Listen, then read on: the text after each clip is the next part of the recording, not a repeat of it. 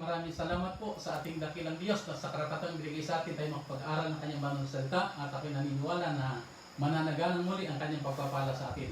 And of course, maraming salamat sa inyo lahat sapagkat kayo po ang patuloy na sumusubaybay at nagbibigay ng inspirasyon para tayo makapagpatuloy sa programang ito dito sa Live by Faith. Ang ating pong paksa na pag-aaralan ngayon ay pinamagatang amidst God's hands amidst trials of life. At sa pamamagitan nito mga kapatid ay sana po ay lalo tayo magtubibay, magsilakas sa pananampalataya at maging lalo ng handa sa pagdating nating Panginoon. Tayo muna po'y dumako sa ating panalangin. Mahal naming Diyos na nasa langit, pinupuri namin ang iyong dakilang pangalan. Pinasasalamatan kayo sa dakilang karapatang ibinigay sa amin. Kami po Panginoon ay mabusog ng inyong banal na salita. Lukuban kami ngayon ng banal na Espiritu. Mahayag kayo Panginoon na nangungusap sa aming mga puso. Salamat po Ama sa pagtugon sa aming dalangin sa pangalan ng Panginoong Hesus. Amen. Naranasan niyo po ba mga kapatid ang kayo ay malagay sa sitwasyon na sabi natin napapahiya o mahirap na kalagayang hindi niyo mawari kung anong inyong gagawin? Naranasan niyo ba yung kayo na itrato ng hindi marapat? Na kayo nag-suffer ng mga kabalian ng iba o kaya naakusahan kayo o mga tinatawag na unfair treatment or injustice. Well, sa sandaling ito ay ating po tutungayan isang buhay sa banal na kasulatan sa katauhan po ni Joseph at alam po natin ang kanyang kwento kung paano dinaanan niya ang mahirap na karanasan. Subalit hayaan po natin sa pamamagitan ng kwento ng kanyang buhay tayo po lahat ay magkaroon ng pag-asa, magsipagtibay sa pananampalataya at kagaya ni Joseph, tayo rin mga kapatid, managana sa mga pagpapala ng ating Panginoon. Tunghayan po natin ang ilang mga mahalagang leksyon na ating mapupulot sa kanyang buhay. Ang buhay ni Joseph ay masusumpungan po sa aklat ng Genesis sa chapter 37 hanggang chapter 50. Well, hindi natin ko-cover lahat, subalit atin lamang pipiliin ang mga major or main events ng kanyang buhay kung saan nakita natin mula sa kanyang pagkabata hanggang sa bandang huli ay naging mataas na opisyal ng bansang Ehipto. In Genesis chapter 37, tunghayan po natin ang kwento ni Joseph na nagpasimula sa kanyang edad na 17 at binanggit po sa unang bahagi ng talata ng chapter 37 na siya po ay favorite son of Israel. In verse 3, tingnan po natin ang wika ng banal na kasulatan. Ganito ang wika. Israel loved Joseph more than all his children because he was the son of his old age. Also, he made him a tunic of many colors. Dahil po rito, na siya'y paborito ng kanyang ama sa lahat ng mga anak, ay kinamuhian siya ng kanyang mga kapatid. Iginawa pa siya ng magandang kasuotan na siya lamang ang mayroon, lalo na nagalit ang kanyang mga kapatid. And to make the story worse, in verse 7, inilarawan po ni Joseph sa kanyang mga kapatid na meron siyang panaginip na naging karanasan at ito'y kanyang ikinuwento at ang wika niya, There we were binding sheaves in the field. Then behold, my sheep arose and also stood upright. And indeed, your sheaves stood all around and bowed down to my sheep. In verse 9, si Joseph ay muling nagkaroon ng panaginip at muli na niya ito inuwento na naman sa kanyang mga kapatid. At ang wika niya ay ganito, Look, I have dreamed another dream. And this time, the sun, the moon, and the 11 stars bow down to me. Ang panaginip na iyon ay bigay ng Diyos kay Joseph. Kaya lamang, si Satanas ay nagbibigay din ng mga kadahilanan na bumangon ang maaaring mga sumira sa pangarap na iyon ng Panginoon sa kanya. So, nagtanim din ng Panginoon ng mga detractor, ang kaaway ng mga detractors upang hindi mangyari ang panukala ng Panginoon at naging kasangkapan din ng kanyang mga kapatid upang kumagkagayon mapigilan ang panukala ng ating Panginoon. At mga kapatid, ito'y nagaganap sa ating lahat. Ang Diyos ay nagbibigay sa atin ng magandang pangarap, magandang vision, magandang magandang purpose sa ating buhay. Subalit ang kaaway si Satanas ay palaging gumagawa ng kadahilan na ma-discourage tayo at huwag mangyari sa atin ang panukala ng ating Diyos. So tingnan po natin the rest of the story. Ng chapter 37, makita po natin ang mga kapatid ni Joseph na sila'y nagkaroon ng conspiracy na patayin si Joseph. At inihulog siya doon sa balon na walang tubig. Subalit, tama naman at may dumadaang mga merchants, Ismailite traders, at ang wika nila, sa halip na atin siyang patayin, ay ibenta na lamang natin siya sa mga taga-Egyptian. At ganun nga nangyari, ibinenta si Joseph at ang mga merchant nito ay dinala siya sa Egypt at ibinenta naman siya bilang isang alipin kay Potiphar na kapitan ng gwardiya ng mga ng prison. So naranasan dito ni Joseph yung tinatawag na rejection and betrayal. At ito'y naganap sa kanyang sariling mga kapatid. Naranasan po ba natin mga kapatid, mga kaibigan, na tayo ay ipinagkanunulo, na tayo ay na-betray, na tayo ay nireject, at hindi yon ibang tao, kundi ng ating sarili ring mga kasamahan. Masakit, mahirap, subalit salamat sa Diyos, hindi na-discourage si Joseph. Mahirap na karanasan, subalit nariyan ang kamay ng Panginoon na umalalay sa Kanya. So, kung tayo na sa Kanyang kalagayan, anong ating gagawin? Well, sasabihin natin, di tayo manalangin. Pero anong klaseng panalangin ang ating gagawin? Alam niyo mga kapatid, in times of crisis, there are usually 5 W's of prayer. Ano po yung 5 W's na yan? Ito po yung pangkaraniwan. Lord, why? Ang unang palaging W, why? Why me? Why did you allow this to happen? Why didn't you save me from this trouble? Bakit? Pag dumarating sa atin ang mga problema, kalamidad, krisis, mga pagsubok ng buhay, madalas ang ating kagad na una nababanggit at nasasabi sa Panginoon, bakit Panginoon? Why me? Yan ang palaging nauuna. Ano susunod na W? Lord, what went wrong? What have I done? Ano? What? Lord, sa ikatlong C, who are behind this? Who conspired against me? Sino? Lord, where are you? Nasaan ka, Panginoon? Lord, when will you save me from this difficulty? Ito yung mga pangkaraniwang mga panalangin ating nadadala sa Panginoon at na itatanong in times of crisis.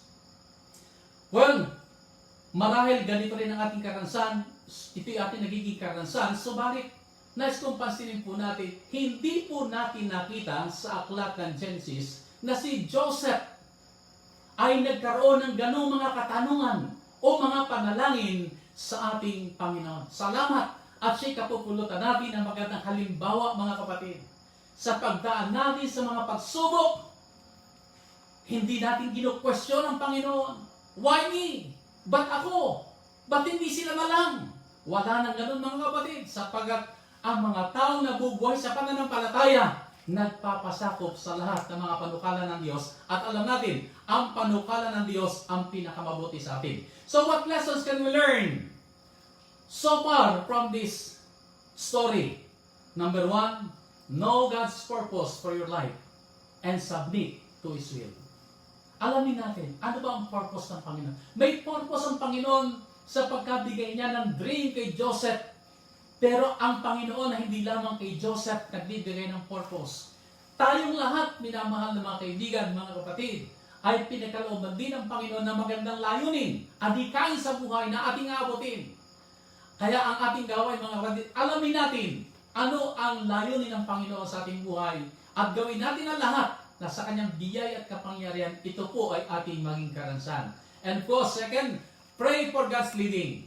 Idalangin natin, manalangin tayo, Lord, igabayan mo ko. Lord, i-guide mo ko. Bigyan mo ko ng direksyon na marating ko ang nais mo na aking maging karansan. And third, have confidence. Magkaroon tayo ng confidence that though our situation seems strange, God knows what we are going through. And He is at work to make all things work for good sa atin na mga nagmamahal sa Panginoon. Magkaroon tayo ng kapanatagan. Kakampi natin ng Diyos. Tutulungan tayo ng Diyos. Ang Diyos na nagbigay sa atin ng purpose na yun, siya rin ang tutulong sa atin upang kumagkakain mga kapatid, mga kaibigan. Tayo na mga nagmamahal sa Kanya at sa biyaya nating Panginoon, sa Kanyang patnubay, mararating natin ang Kanyang hangarin sa ating buhay. In Genesis chapter 39, nakita po natin kung paano si Joseph ngayon ay dinala na sa Egypt at ipinagbili bilang isang alipin at nabili naman siya ni Potiphar na isang opisyal ng palasyo ng Ehipto. So tingnan po natin mga pangyayari na naganap sa kanyang buhay na kung paanong parabagang palala ang kanyang sitwasyon. Until we read ito Genesis chapter 39 at doon sa talatang verses 2 hanggang 3, pansinin po natin ang wika. In verse 2, the Lord was with Joseph, and he was a successful man, and he was in the house of his master the Egyptian. Narito napakagandang karanasan ni Joseph, ang Panginoon ay sumasa kanya. Verse 3, and his master saw that the Lord was with him, and the Lord made all he did to prosper in his hand. Verse 4, so Joseph found favor in his sight, and served him. Then he made him overseer of his house, and all that he had, he put under his authority. Verse 5, the Lord blessed the Egyptian's house for Joseph's sake, and the blessing of the Lord was on all that he had in the house and in the field. Bagamat si Joseph, mga kapatid, ay nakita natin kung paanong he was treated unfairly, harshly, ng kanyang sarili, mga kapatid. He was banished from his own father's house, robbed of his liberty, kasi naging alipin na siya, binenta siya bilang alipin, ginawa siyang slave. Yet, walang magagawa ang kanyang mga kapatid upang maihiwalay siya sa presensya ng ating Panginoon. Maaaring napalayo siya sa kanyang mahal sa buhay, sa kanyang magulang. Napalayo siya sa kanyang mga kaibigan, mga kamag-anakan. Subalit hindi siya napalayo sa presensya ng ating Panginoon. And in Genesis chapter 39 verse 2, makita po natin dito yung one of the most important evidence of God's providence sa buhay ng lahat ng mga mananampalataya, sa buhay nating lahat. Ang ibang version ay ganito pang pagkawika sa verse 2. And the Lord was with Joseph, and he was a prosperous man. New American Standard Version, the Lord was with Joseph, so he became a successful man. Sa NIV ang wika, the Lord was with Joseph, and he prospered. Mga minamahal ko, mga kapatid, mga kaibigan, meron pa po bang higit pa sa pangakong ito, sa karapatan na kung saan ipinapaalam sa atin ng Panginoon, ako ay sumasa iyo. He was with Joseph sa kabila ng kanyang mahirap na mga pinagdaanan. Naroon ang assurance ng Panginoon, I am with you till the end. Wala na tayong marahil masasabi pa. Kung bibigyan tayo ng Panginoon ng kanyang assurance, kasama mo ko.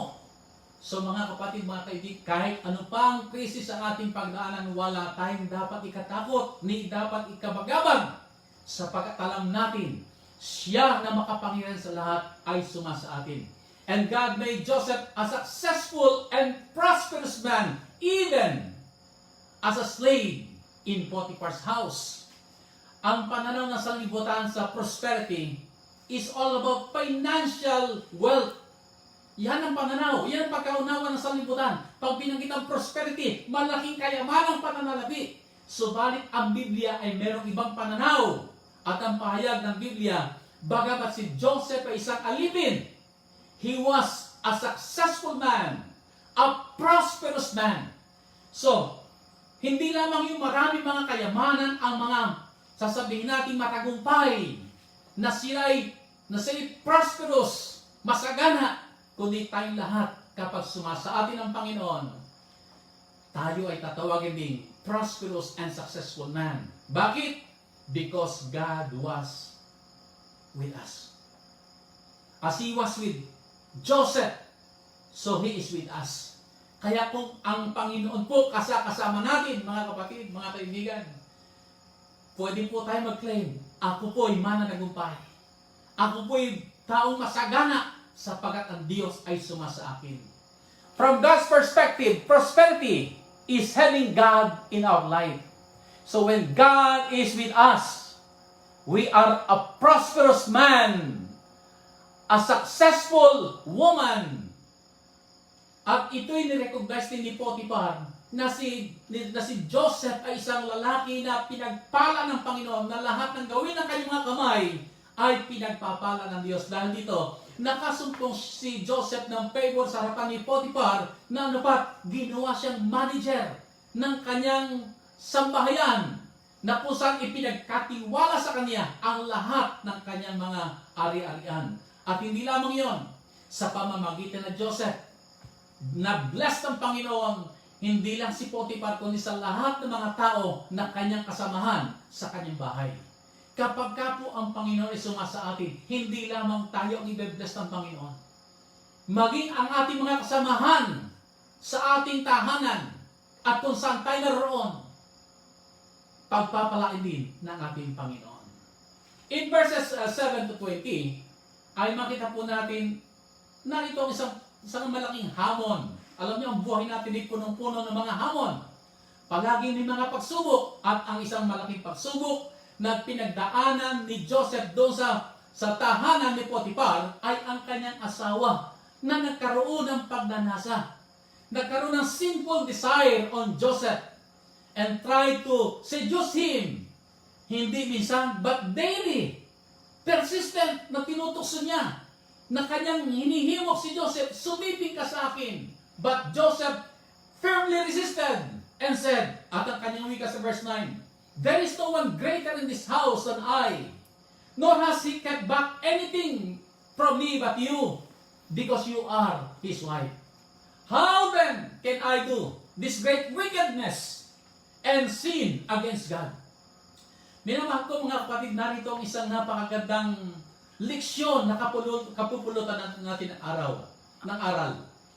Hindi tiningnan ni Joseph ang kasalanan na isang maliit na bagay, kundi ang wika niya, it is a great wickedness against God. Tinawag niya ang kasalanan sa kanyang tunay na pangalan, sin. However, si Mrs. Potiphar never gave up on him. But Joseph never gave in on her desire.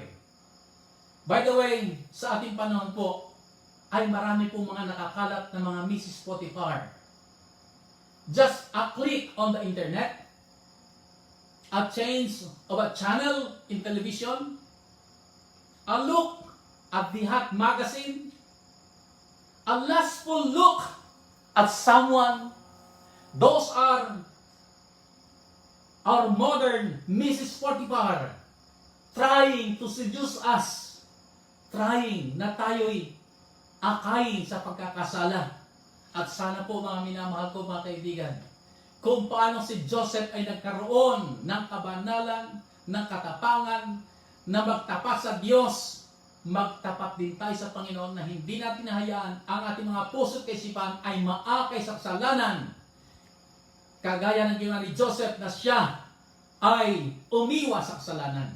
Isang araw, nang makita ni Mrs. Potiphar na wala ng tao sa loob ng bahay at si Joseph lang naroon, ay kanyang hinalbot si Joseph. Hinawakan at pinipilit hubaran upang kumagkagayon ay kanyang matikman si Joseph. Subalit si Joseph ay pumalak at kanyang sinabi, Joseph refused. At ano kanyang ginawa? He left his garment, fled and ran as if escaping for his life. Narito mga kapatid, mga kaibigan, ang isang napakagandang halimbawa na iniwan sa atin kapag dumarating ang tukso. Ang tukso ay hindi pinagbubulay-bulay, hindi pinagmamasdan, hindi tinitimbang-timbang kung ano ba ang mangyayari. Sa harapan ng tukso, ang ginawa ni Joseph ay magandang halimbawa sa ating lahat. Joseph overcame temptation not by walking away, but by running away from the tempter. Ito rin mga kaibigan ang leksyon na nais ng Panginoon. Kapag dumarating sa atin mga pagsubok, huwag na po tayong magpatumpik-tumpik pa na para bagang gusto pa natin pagbulay-bulayin ng tuksong yan kung ito ba'y malaki o malaki ba ang damage or hindi naman makakarating sa iba. Wala na pong ganyan mga minamahal kong mga kaibigan. Kagaya ni Joseph na nag-iiwan sa atin ng maghahalagang leksyon ngayon, pag dumating ang tukso o tukso, takbuhan na natin ito sapagkat ang Panginoon ang magbibigay sa atin ng pagtatagumpay kung gagawin po natin ang ating bahagi. Hindi po magagawa ng Diyos ang bagay tayo ang kailangan gumawa. Walang magagawa ang Diyos na tulungan tayo kung tayo mismo sa halip na tumakbo mula sa kasalanan ay nagbubulay-bulay ng kasalanan. So, hindi nagtagumpay si Mrs. Potiphar. Bagamat alam po natin ang pangyayari nang dumating si Mr. Captain Potiphar, nang madinig niya ang sumbong ng kanyang asawa, binaliktad ni Mrs. Potiphar ang pangyayari at kanya sinabi, ang lalaking yan, si Joseph na nilagay mo sa ating tahanan, ay pinagtangkaan ako na gawa ng masama. At alam po natin, ang lahat ng yun ay walang katotohanan. Subalit marahil sa galit ni Mrs. Potiphar na hindi siya pinapansin, ay kanya nang ipinahamak.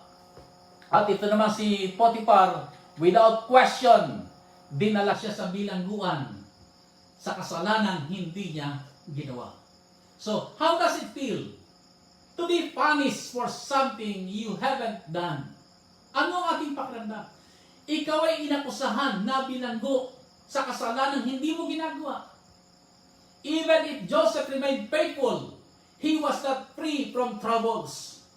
Ang buhay po natin mga kapatid, kahit gumawa tayo ng tama, kuminsan nagkakaroon tayo ng mga masamang mga karansan. Yes, we can see that in times of crisis, God was with Joseph. Ito po mga kaibigan ng ating consolation. Yes, we will pass through crisis, difficulties, trials, persecution, pero huwag po tayong magpaka-tuon ang ating pansin doon. Ang ating pong tingnan, God is with us. In Genesis chapter 39, verses 21 to 23, doon sa bilangguan ay binanggit din ang banal na kasulatan, God was with Joseph and gave him favors. So, noong una sa tahanan, sumasa kanyang Panginoon, ngayong dinala siya sa bilangguan, kitang-kita pa rin at ramdam sa kapaligiran, God was with Joseph. In verse 21, but the Lord was with Joseph and showed him mercy, and he gave him favor in the sight of the keeper of the prison. Verse 22, and the keeper of the prison committed to Joseph's hand all the prisoners who were in the prison. Whatever they did there, it was his doing.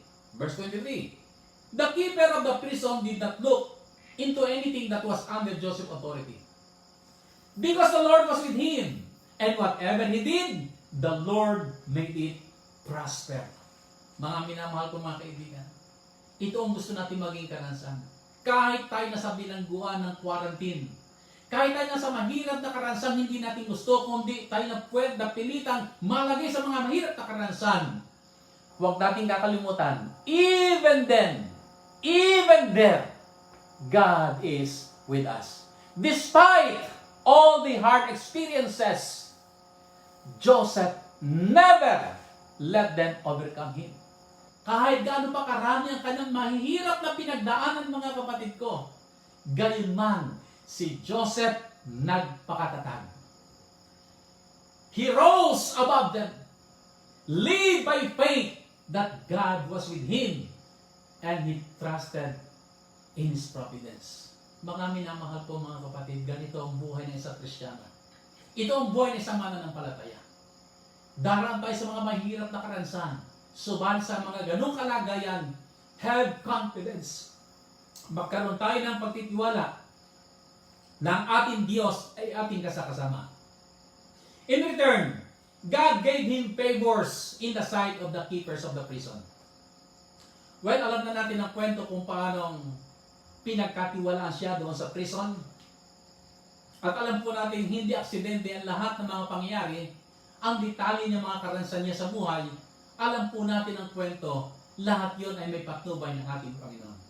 But for the sake of arguments, if you are in His place, kung kayo nasa kanyang lugar, at naranasan niyo yung kanyang pinagdaanan, naranasan niyo yung rejection, betrayal, treated as object, disposable, trying to do good things, yet you end up in jail. Ano po ang inyong gagawin?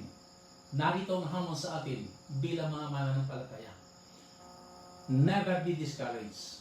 Huwag tayong manlupaypay. Huwag tayong mabigo na para bagang, Panginoon, bakit narito ako sa inyong kalagayan? Paano pa magaganap sa akin ang plano mo sa aking buhay kung ako nasa ganitong sitwasyon? Never give up. Sapagkat alam po natin, ayon sa karanasan ni Joseph, gayon din gumagawa ang Diyos sa ating mga buhay. Walang mga mahirap na karanasan na pinahintulot ng Diyos na ating pagdaanan, mga kapatid ko, na walang saysay. Lahat ng ating pinagdadaanan, mayroong purpose ang Panginoon. Meron siyang layunin sa lahat ng mga pangyayari. Hindi niya ipapahintulot ano ba mahirap, masakit na karanasan kung wala itong gagawing mabuti sa ating mga buhay. The fact na ito'y pinahintulot ng Panginoon, God has a purpose at magtiwala tayo. Siya ang may control ng lahat mga bagay. So ano ang ating gagawin kapag tayo dumarang sa itong karanasan? Will you give up on life? Will you get discouraged?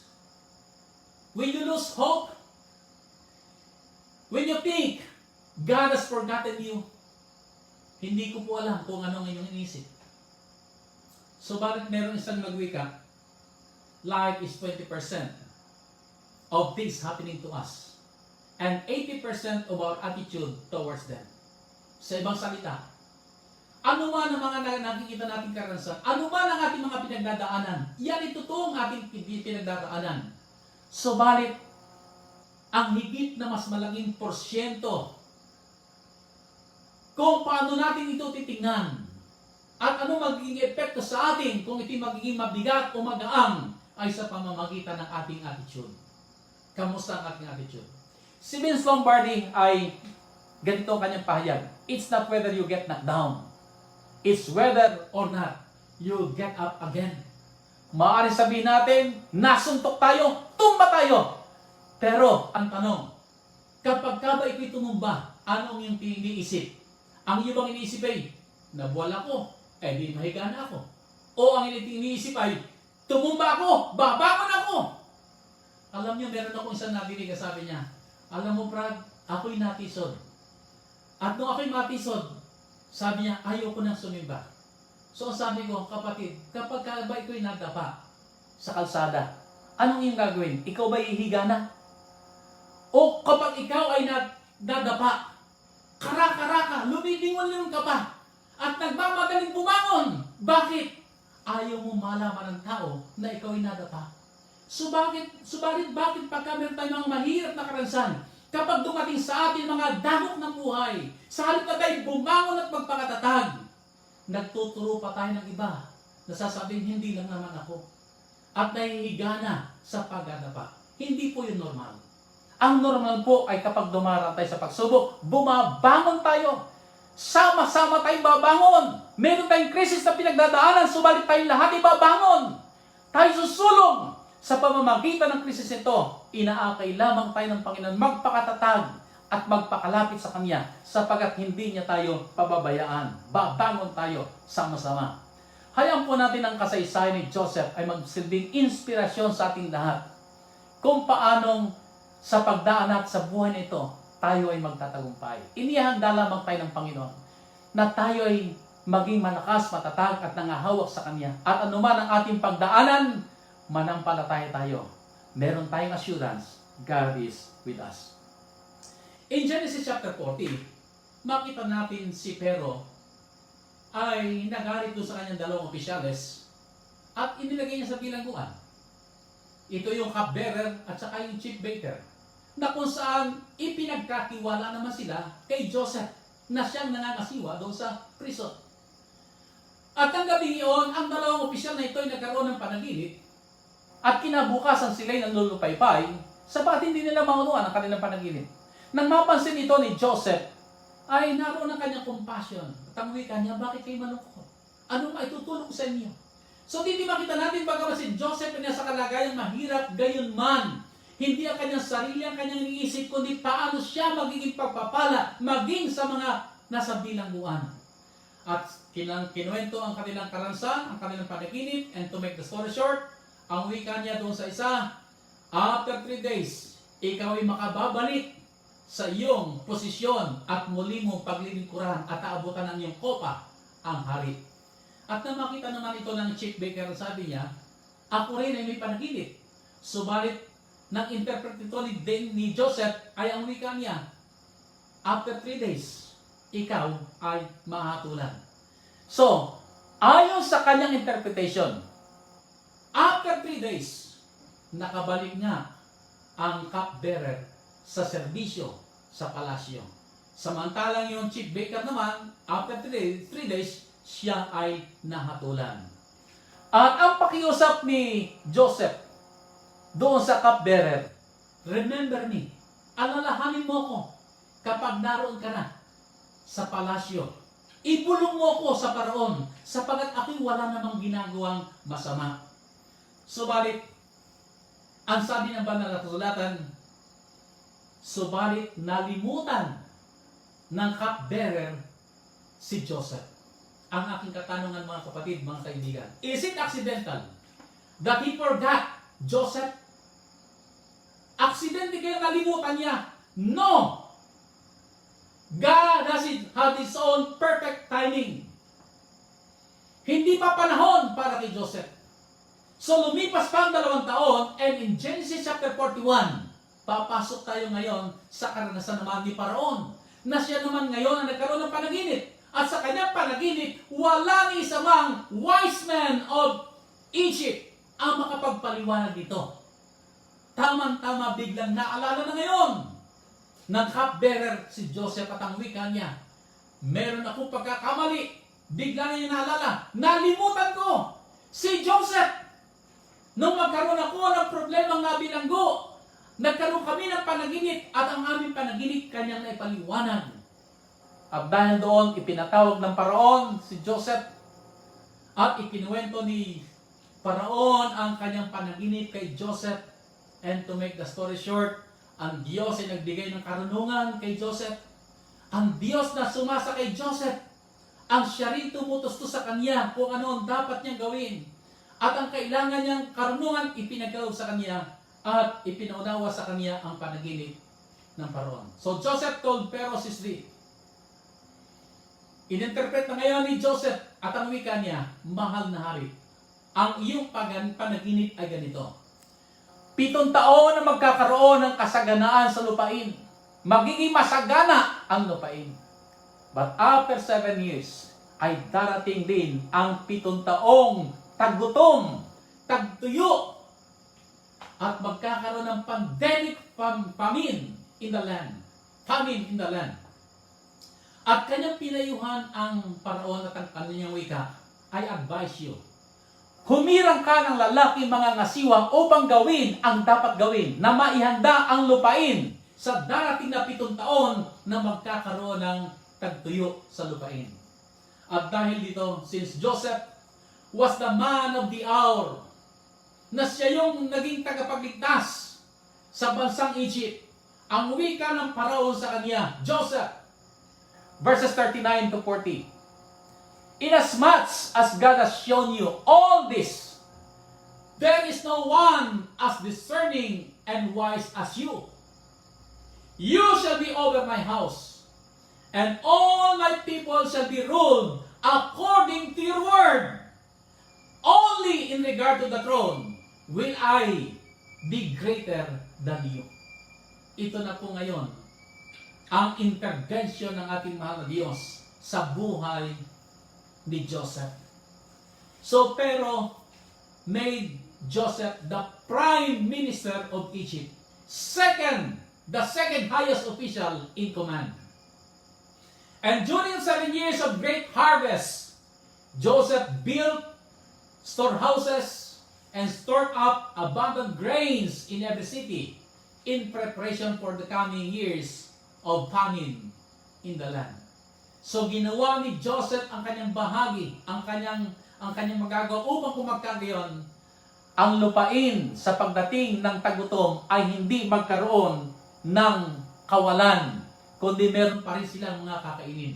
And in verse 49 it says, Joseph gathered very much grain as the sand of the sea until he stopped counting, for it was immeasurable sa dami ng kanyang mga naipundar, ng kanyang mga naitipon, ng kanyang mga pinagawang mga storehouses sa lahat ng mga syudad.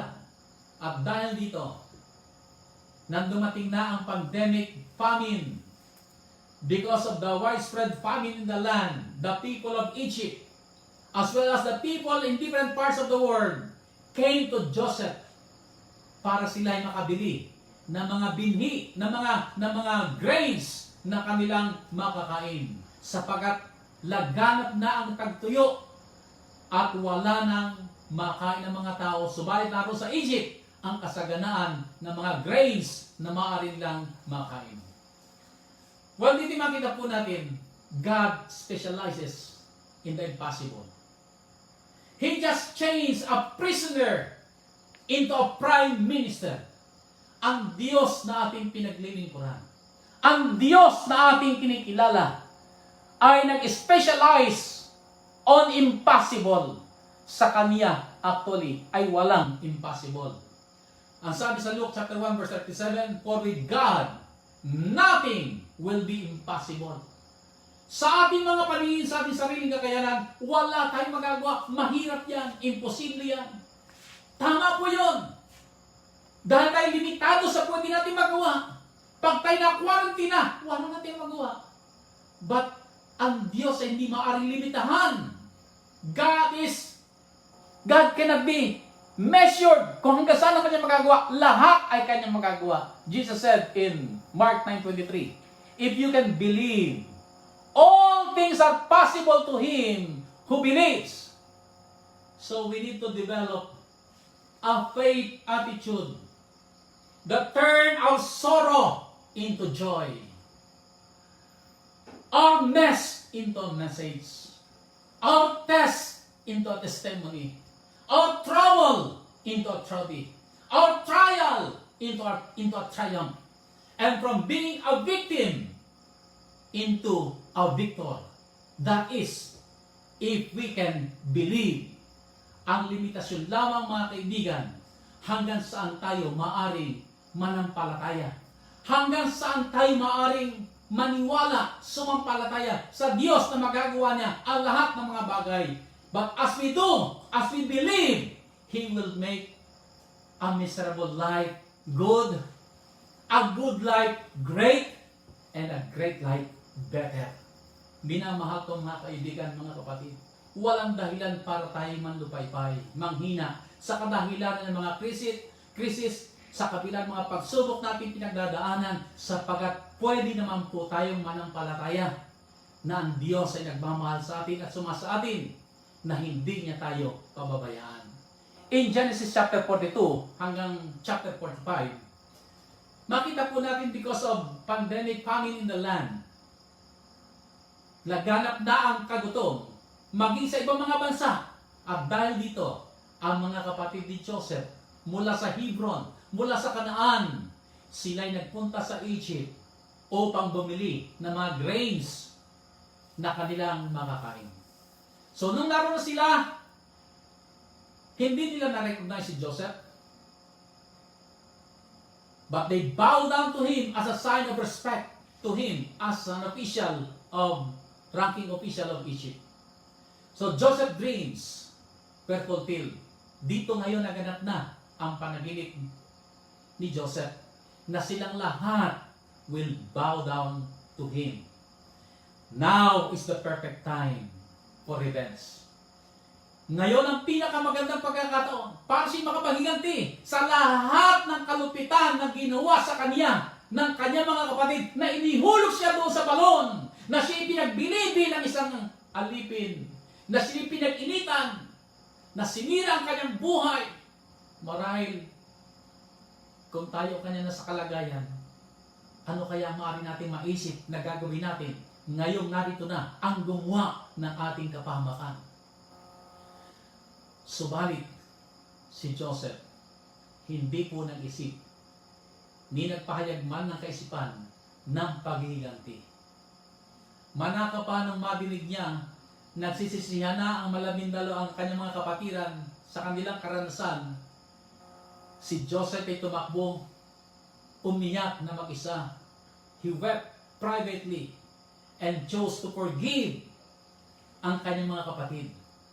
Gayunpaman, inilagay din ni Joseph ang kanyang mga kapatid sa mga pagsubok upang malaman niya kung ang kanyang mga kapatid nga ba ay nagsipagsisi na rin o nagsipagbago na ng kanilang mga buhay. At nang maipasa na makita ni Joseph ang kanyang mga kapatid ay nagsipagbago na, nagsisisi sa kanilang mga nagawa, kung magkagayon, si Joseph ay nagpahayag ng kanyang sarili. And in Genesis chapter 45, Joseph said, chapter 45 verse 4, "Please come near to me. I am Joseph, your brother, whom you sold into Egypt." Verse 5, "But now, do not therefore be grieved or angry with yourselves because you sold me here. For God sent me before you to preserve life." Dito mga kapatid, makita natin ang pananaw, ang theology ni Joseph. Verse 7, "And God sent before you, and God sent me before you to preserve a posterity for you in the earth, and to save your lives by a great deliverance." Dito ngayon na-realize na lahat ni Joseph at ng kanyang mga kasamahan kung sila man ay naparoon sa ganung kalagayan, may purpose ang Panginoon. Verse 8, "So now it was not you who sent me here, but God. And He has made me a father to Pharaoh, and Lord of all his house, and a ruler throughout all the land of Egypt." So Joseph told his brothers, lahat ng mga pangyayaring ito, magmula doon sa inyong pagkahulog sa akin sa balon, na ako inyong ibinenta sa mga merchants patungo sa Ehipto, ang lahat ng yan ay may panukala ang Panginoon. Kung siya man ay nalagay sa pagiging isang alipin at nalagay sa bilangguan, ang lahat ng yan ay nakita ni Joseph at kanyang ipinaunawa sa kanyang mga kapatid. It's not all about us. It's all about Him. It's all about God working out His plan even in hard situations of life. That though you meant evil, ang sabi niya, against me, but God meant it for good. Dito nakita ngayon ni Joseph ang isang napakagandang theology ng buhay. Ang Diyos ay gumagawa para sa ating kapakanan. Bagamat may intensyong masama sa atin ang ating kapwa, ang wika niya, ang Diyos, ang kanyang intensyon ay mabuti. God will turn evil for our good. Siyang gagawa na ikabubuti ng bawat sa atin. And ultimately, God's hand was behind the curtain. Makita natin sa likod ng kortina, naroon ang kamay ng Panginoon, gumagawa to accomplish His divine plan of saving hindi lamang ang buhay ni Joseph at ng kanyang pamilya at ng kanyang sambahayan ni Israel, kundi maging ang Egypt ay mailigtas. Then Joseph bid them to get Jacob's household to settle in Egypt. Si Joseph ay nagpakita niya sa magandang halimbawa kung paano magpatawad. Ito rin ang iniiwanan sa bawat isa atin. Pansin po natin, si Joseph ay nagpatawad sa kanyang mga kapatid even before they recognize him. That is, even when they haven't asked for forgiveness. Hindi pa humihingi ang kanyang mga kapatid, pinatawad na niya. Kung minsan tayo ay may mga kawikaan o nasasabi, paano kung patatawarin niya? Hindi naman nahingi ng patawad. Hindi naman niya kikilala kanyang kasalanan. Tama. Pero pinag-uutosan tayo ng ating Panginoon, patawarin natin. Mahirap. Totoo. Hindi ganun kadali. Tayo nasaktan. Tayo ng perwisyo. Tayo nagawa ng masama. Galing naman ang sabi ng Panginoon, patawarin natin ang nagkasala sa atin. And as we do, for Christ's sake, makikita po natin kung gagawin natin ito sa biyaya ng Panginoon, ang pagpapala ng Panginoon ang ating magiging karanasan. Pansinin po natin, Joseph recognized why God allowed him to be rejected, to be betrayed, sold as a slave, slandered, and imprisoned. Ang lahat ng yun ay kamay ng Panginoon gumagawa para mangyari ang panukala ng Panginoon na siya ay magtagumpay, na maabot niya ang plano ng Panginoon sa kanyang buhay. He suffered so that God could ultimately save people from famine. Kanyang kinilala, God sent me before you to preserve a posterity for you in the earth and to save your lives by a great deliverance. So now it was you. It was not you who sent me here, but God. Joseph acknowledged that God's timing and plans were the best, not only for himself, but for the world. Today, samantala kumakarap tayo sa ating pandemic crisis, sa ating kapanahonan, God is not happy in our suffering and pain. Hindi masaya ang Panginoon na tayo naka-quarantine. Hindi masaya ang Panginoon na tayo dumadaan sa mga pagsubok at mahirap ng mga karanasan ng buhay. Subalit, may plano ang ating Diyos. Tutulungan niya tayo. Bagamat ang sitwasyon natin na mahirap, hindi maganda, subalit pagkaroon tayo ng assurance, God is with us. Gagawa ang Panginoon sa ating paring ikabubuti. At sa pamamagitan ng ating mga pinagdaraanan, maakay tayo sa pananampalataya at lalong malapit sa ating Panginoon. Tayo pinapadaan sa apoy ng pagsubok like a gold tried in the fire. Pinapadaan ng ginto sa asido, sa apoy, hindi para sirain ng ginto, ganyan din naman ang bawat isa sa atin. Pinapadaan tayo sa apoy ng pagsubok, not to destroy us, but to make us a genuine gold, a genuine Christian, a better Christian, a better father, a better husband, a better son, a better daughter, a better wife, a better neighbor. Mga kapatid, mga kaibigan, iyan ang panukala ng Panginoon. Ang aking katanungan, are we developing today that kind of faith attitude? Truly, the life of Joseph gives us a lot of lessons to learn. Marami tayong mapupulot na leksyon sa kanyang buhay. First, like Joseph, God created us with a divine purpose in life. May plano ang ating Panginoon at ang ating unang gawain, our first duty, is to pray and ask for wisdom and guidance ng panukala ng Panginoon ay maging karanasan natin sa ating buhay nito. Second, like Joseph, we need to develop a faith attitude that God is with us and that the key to become prosperous and successful in life ay ang magkaroon tayo ng relasyon sa Panginoon, na ang Panginoon ay ating kasakasama. And for that, we can do much more in this life, much more that we can imagine. Third, like Joseph, we need to see the big picture of what God is going through in our life. Meron tayong mga pinagdadaan ng mahirap na kanasan. So, tingnan natin ang malaking picture. Ang Diyos may plano sa lahat ng mga ito. And He's working out for our good. Fourth, like Joseph, we need to live by faith, trusting God that though people intend to do evil on us, God can use them for our good because God is in control. Fifth, like Joseph, we need to forgive people who hurt us, even when they don't ask for it. Kahit hindi pa sila humingi ng patawad, patawarin natin. Iniutos ng Panginoon for His name's sake. Let's forgive those who offend us and hurt us. And sixth, like Joseph, we need to experience life transformation. From good to better. From better to best. Hayaan po natin maging karanasan natin ng mga pagbabago.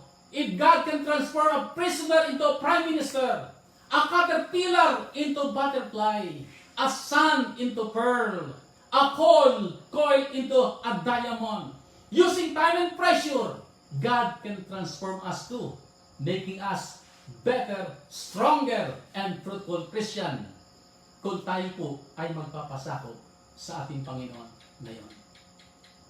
Inaayayahan po tayo ng ating Panginoon Diyos. God is inviting us right now to acknowledge Him as our Lord and Savior, who is in control of our lives.